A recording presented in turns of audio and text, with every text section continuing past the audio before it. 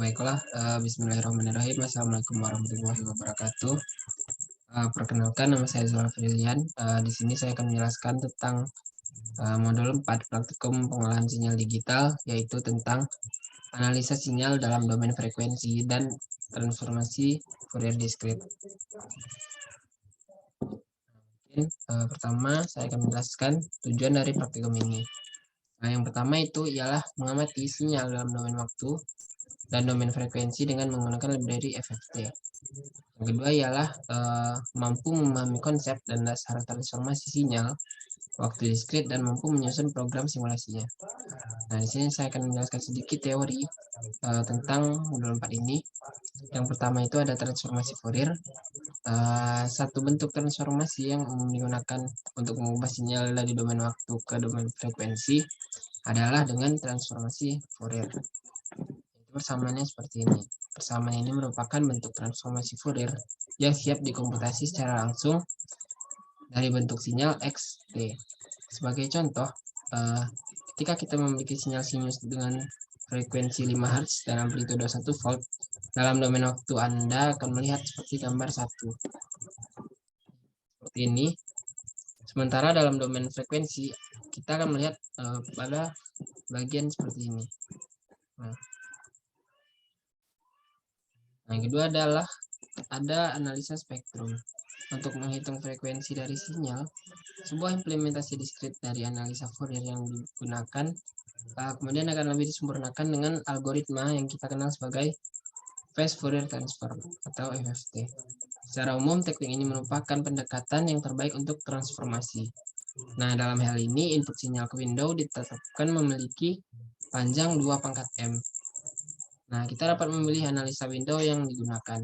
Output dari sinteks FFT merupakan sebuah vektor kompleks dengan N amplitudo kompleks dari 0 Hz sampai dengan frekuensi yang digunakan. Selanjutnya adalah Fourier Transform. Sebelum kita berbicara tentang Fourier Transform discrete atau DFT, mari kita belajar sejenak tentang Fourier Transform saja. Nah, ini misalnya adalah seperti ini. Sementara DFT atau Discrete Fourier Transform dibentuk dengan menggantikan integral berhingga dengan sederetan penjumlahan. Nah, sehingga menjadi seperti ini.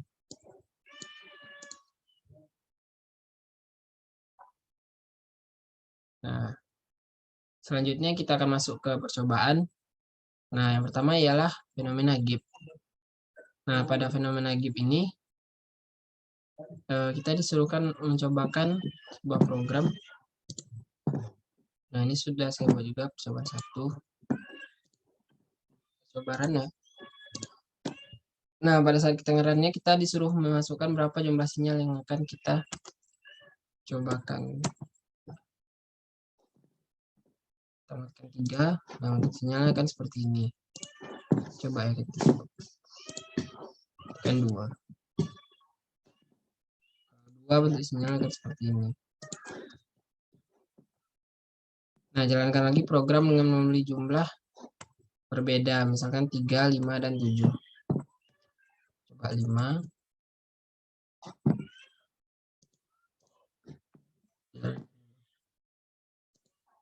Kan coba.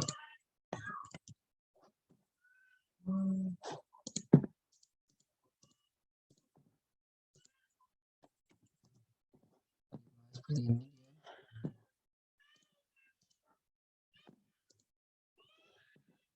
Seperti itu.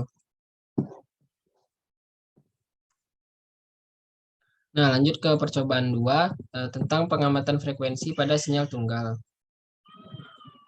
Nah, tadi kita telah mengamati sinyal dalam bentuk domain waktu dan frekuensi. Nah, sekarang kita disuruh memegang 2 buah sinyal sinus dengan frekuensi F1 dan F2. Sementara nilai amplitudo dapat dilihat pada program di bawah. Nah, kita coba jawaban 2.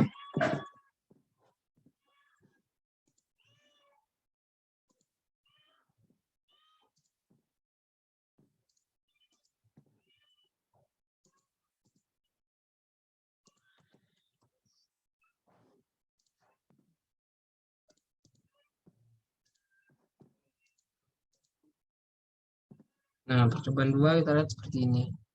Di sini ada waktunya dan juga ada frekuensinya.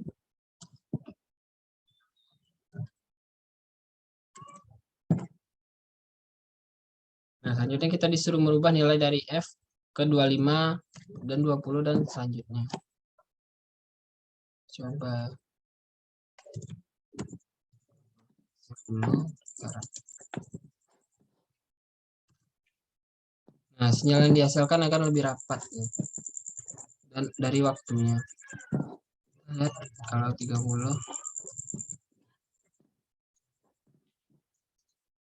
Nah, sinyal yang dihasilkan akan lebih rapat lagi jika frekuensinya 30.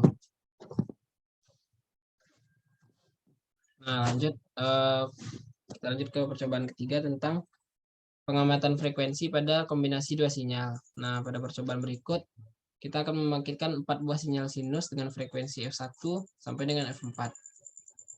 Nah, programnya ialah seperti ini.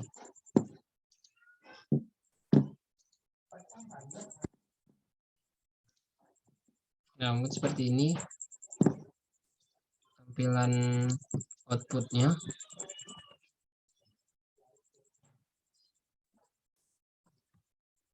Nah, selanjutnya kita disuruh mengubah nilai dari F2, F3, F4-nya menjadi 10, 20, dan 30.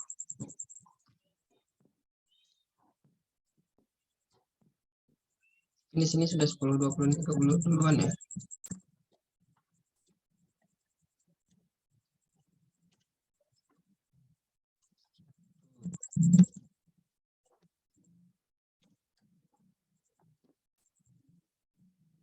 Ini seperti ini awalnya.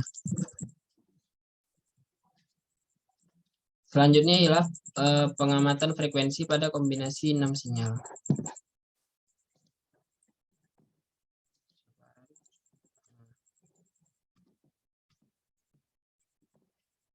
Pada percobaan ini kita disuruh membangkitkan 4 sinyal sinus. Maaf, 6 sinyal sinus yaitu dari F1 sampai F6. Nah, dan hasilnya adalah seperti ini. Ini bisa dilihat 6 sinyal sinus.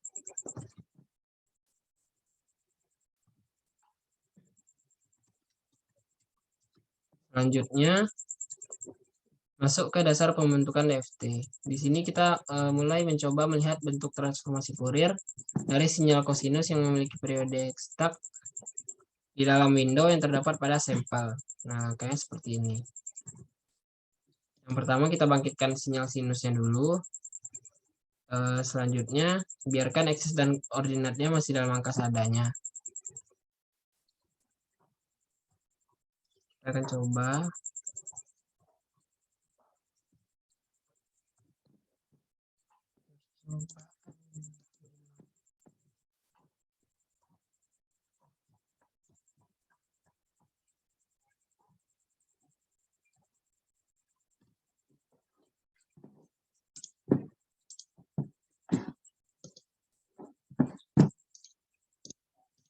Nah, silakan seperti ini.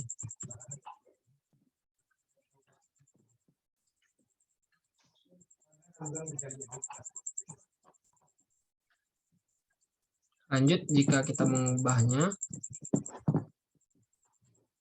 rumus dari pembentukan DFT-nya, dia akan menjadi seperti ini. Nah, ini. Jadi bagian imajinernya yang dilihat.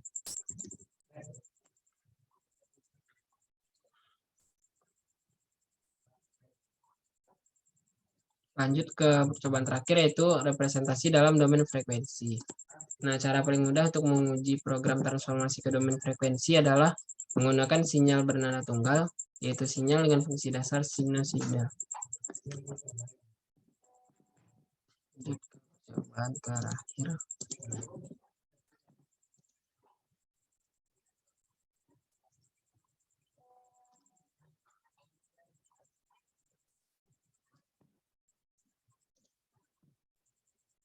Nah, di sini dapat dilihat kalau outputnya ialah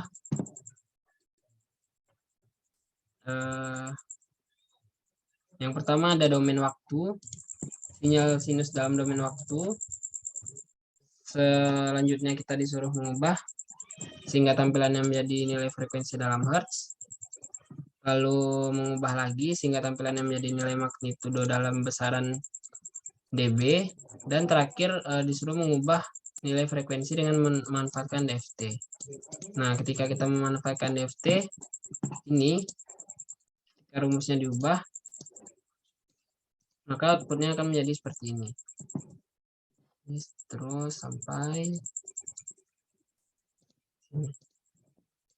Nah, mungkin sekian penjelasan dari saya. Lebih dan kurangnya saya mohon maaf. Wabillahi taufiq wal hidayah. Assalamualaikum warahmatullahi wabarakatuh.